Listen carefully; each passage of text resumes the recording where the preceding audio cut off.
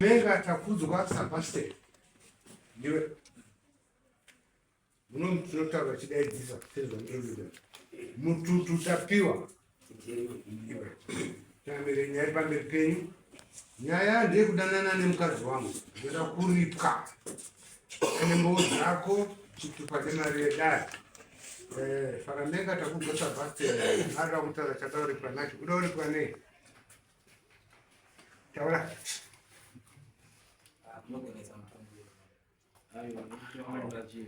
Tanga waisati zvaunoda iwe tozokuisira zvatinoda mweche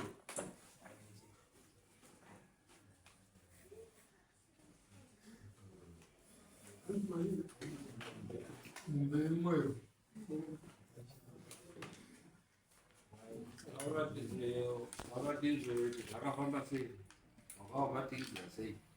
ari pere mukadzi ari munomhuka uye agare pakati pena.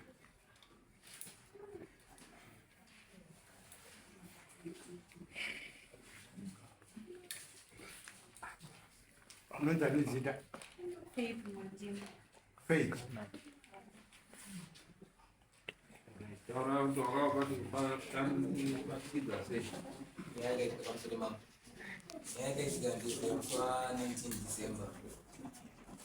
Rumara yakauya pamuta kwangu chakatina kuti awiti akaitira mwezi yambiri patuba ndinokuda nawo apedza kuita weti ndopandakamubvunza kuti wewe uchiitira weti pamuta pangu chiwani icho kuita ichi ndobva anditi mota inoshamisira chii une chipo iwe ati aiwa iwe auiitira weti pamuta pangu ndokati pakati pamota pangu unenge uroedza uda kudii ndopakapinda musi wena ndisina mota ndine mota yasiswa akanditi mota yacho awina ndeyako here unoshamisira nechii hauna kana chii unoshamisira nemota isiri yako.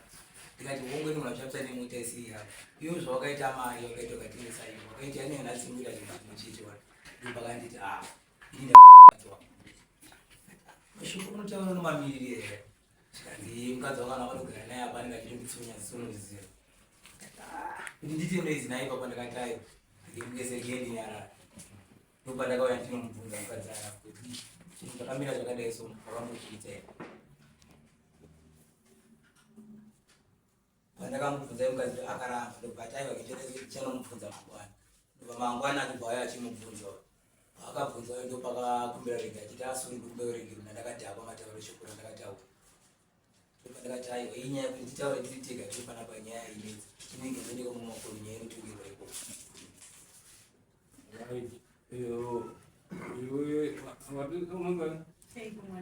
Iwe Faith wakambodana here na mututu amambodana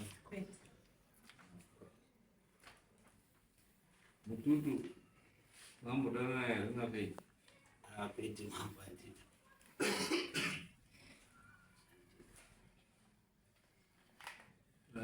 iyo wadari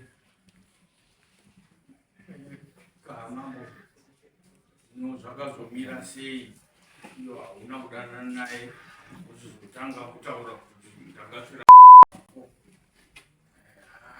muromo handina kutombotaura mashoko akadaro. Mashoko akatauri ndekuti akafungira kuti ndikuita weti pamota pake goziye kana chimwe doro anoitira weti ipapo sikaisitaito mwodo tiri pamwe chete. Saka pandakaenda pamota pake akangofunga kuti pamwe ndikuita weti apa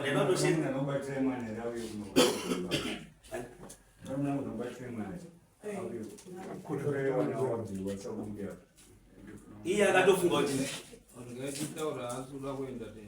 iye akatofunga kuti izvoni ndikuitira weti ipapo. Ikati aiwa Faramenga ndikushedza chamama uyu ari kupinda patopiki yakwedo ndikuita weti ipapo handisi kuita weti zvikanzi iyochi tokuziva kuti une tsotso udaisa tsotso dzako pamota pangu tikati aiwe unonditi ndine tsotso dzacho dzandinobata dzacho ndedzei zvikanzi kuti urombo hwako handiuzivi here tikati Faramenga wakangonditi uromba zvine basa zveuromba kana kakaromba chawakaona karomba kuti uye panapa utengesere panapa ndini vanhu vese waikuramba wachitenda unotengesere kwaunotengesa ndikamugamuchira akava akatengesera panotengesa tototengesa pazai takatotarisana tikaitowirirana